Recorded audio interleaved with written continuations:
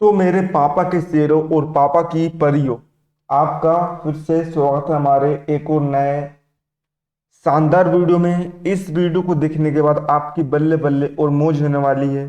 जी हाँ, क्योंकि इस वीडियो में लेकर आ गया हूँ त्रैमासिक आकलन सत्र 2022-23 कक्षा 6 विषय सामाजिक विज्ञान का, है ना, 29 सितंबर को आने वाला सेम टू सेम पेपर। जी हाँ, ये वही पेपर है जो कि आपको 29 सितंबर के पेपर में देखने को मिलने वाला है। तो इसका प्रश्न क्रमांक 1 से लेकर 17 तक का फुल सॉल्यूशन आप सब विद्यार्थियों के यहाँ पर लेकर आ गया हूँ। तो आपको करना क्या, आपको हमारे वीडियो के लिए लाइक का बटन जरूर से दबा देना है। वीडियो को आपको अपने फ्रेंड्स के व्हाट्सएप ग्रुप में अधिक से अधिक शेयर करना है ताकि सभी विद्यार्थियों को हमारे वीडियो का लाभ मिल पाए। और चैनल को सब्सक्राइब करके बेल नोटिफिकेशन ऑन कर लीजिएगा ताकि हम जैसे कोई नया वीडियो अपलोड करें आपको उसका तुरंत नोटिफिकेशन मिल जाए। चलिए वीडियो को हम बिना किसी देरी के यहाँ पर शुरू कर लेते हैं। अब भूकाल मचा दोगे आप छठवीं के सामाजिक विज्ञान के पेपर में। तो समय आपको मिलने वाला है 3 घंटे हल करने के लिए। 80 नंबर का पेपर यहाँ पर रहने वाला है। तो वस्तुनिष्ठ प्रश्नों को सबसे पहले हम जो यहाँ पर सोल्व करेंगे। तो पहला प्रश्न हमें दिया है, यदि ग्राम पंचायत में 12 पंच है तो महिलाओं के लिए पद आरक्षित होंगे। उत्तर आएगा इसका 5 पद। दूसरा है, छत्तीसगढ़ राज्य केरल राज्य से क्या क्या वस्तुएं मंगाता है। इसका उत्तर आ जाएगा यहाँ पर नारियल मसाले। तीसरा है, नंद वंश के शासक घनानंद को हराकर मौर्य वंश की स्थापना करने वाले शासक थे। इसका उत्तर आएगा आपका चंद्रगुप्त।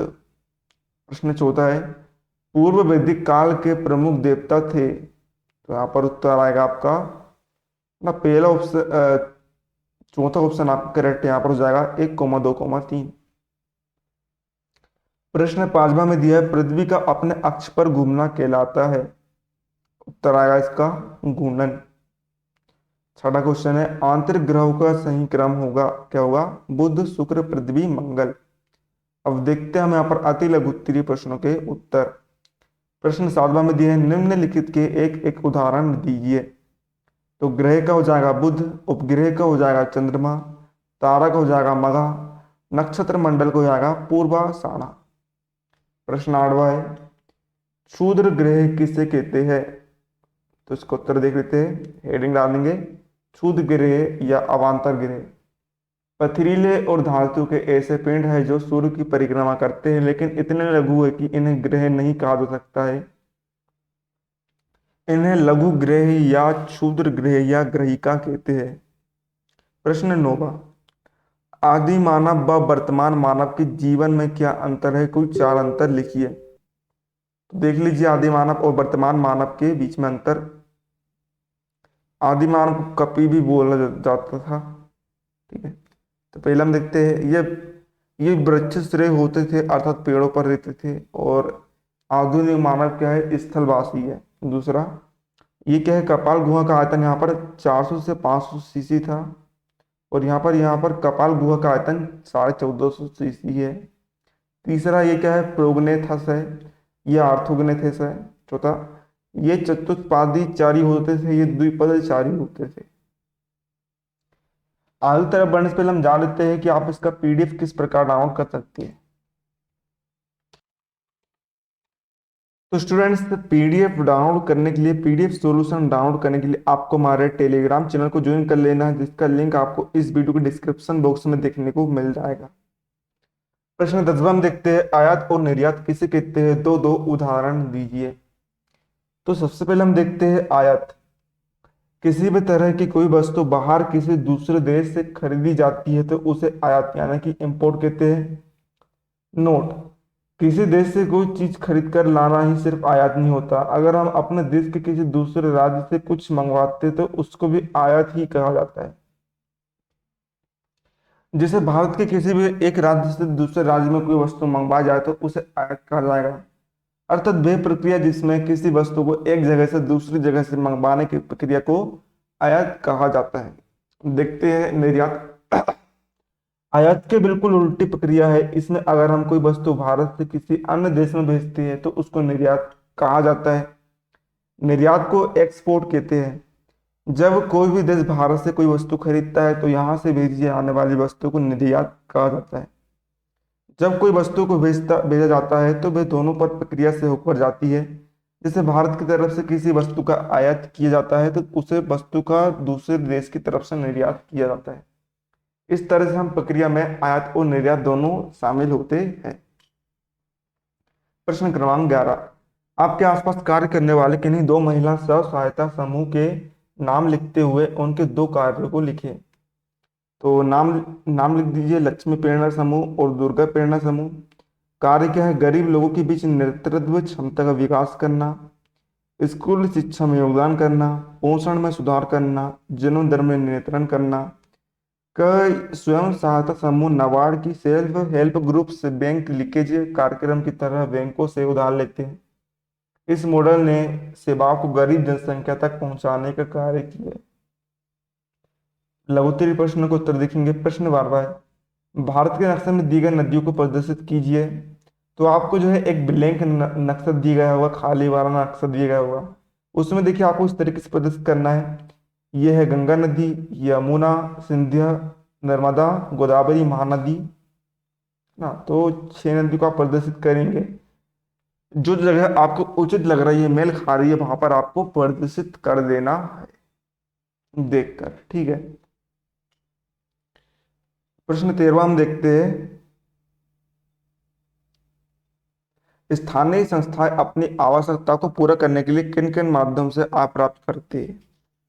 उसको उत्तर देख लीजिए। पहला है स्वयं के संसाधन, कर से प्राप्त आय, संपत्ति कर, एकीकृत कर, जल कर, प्रवेश कर। दूसरा है गैर कर, कर से आय, बाजार शुल्क, किराया, अर्थदंड, उपभोक्ता शुल्क आदि। दूसरा है सौंपा गया राजस्व, चुंगी, क्षतिपूर्ति, यात्री कर, क्षतिपूर्ति, स्टाम्प शुल्क आदि। तीसरा है केंद्र से प्राप्त अनुदान एवं केंद्रीय वित्त आयोग से प्राप्त अनुदान। चौथा है राज्य शासन से प्राप्त अनुदान एवं राज्य वित्त आयोग से प्राप्त अनुदान। पांचवा है केंद्र से प्राप्त राशि। छठा है राज्य प्रवर्तित योजनाओं से प्राप्त राशि। सातवां है ऋण, राज्य शासन एवं वित्तीय संस्थाओं से प्राप्त ऋण। आठवां है अन्य।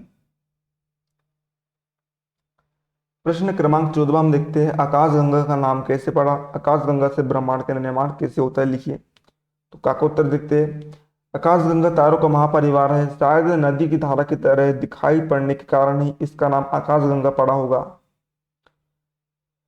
इसका आंसर देखते हैं। प्रारंभिक वर्षों में सब कुछ गैस से बना था। यह गैस ज्यादातर हाइड्रोजन, हीलियम, विस्तारित और ठंडी होती है। अरबों वर्षों में गुरुत्वाकर्षण ने गैस और धूल को आकाशगंगाओं, सितारों, ग्रह और बहुत कुछ बनाने के लिए प्रेरित किया। बिग बैंग से जो पदार्थ फैला वह ब्रह्मांड की हर चीज में विकसित हो गया, जिसमें आप भी शामिल हैं।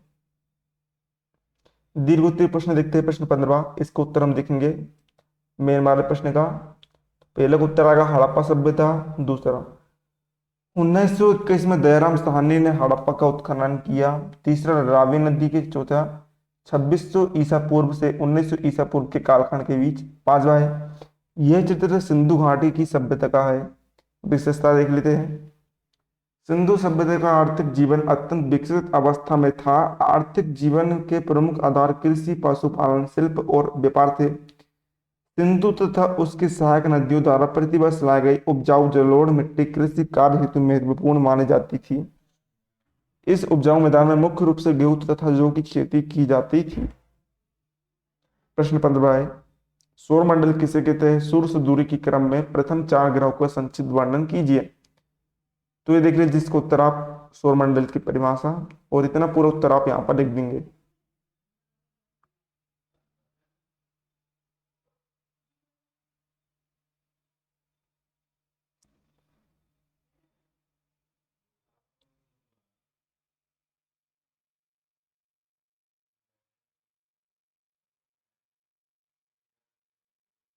प्रश्न 17 का अध्ययन देखते हैं। तो उसका उत्तर आप ये लिख देंगे पूरा। तो इस तरीके से हमने जो है पूरा उत्तर यहाँ पर देख लिया है। उम्मीद है आपको वीडियो पसंद आया, तो वीडियो को लाइक कर दीजिएगा।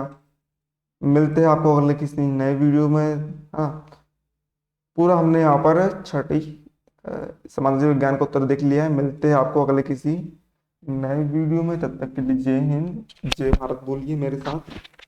जय हिंद, जय भारत बोल लीजिए।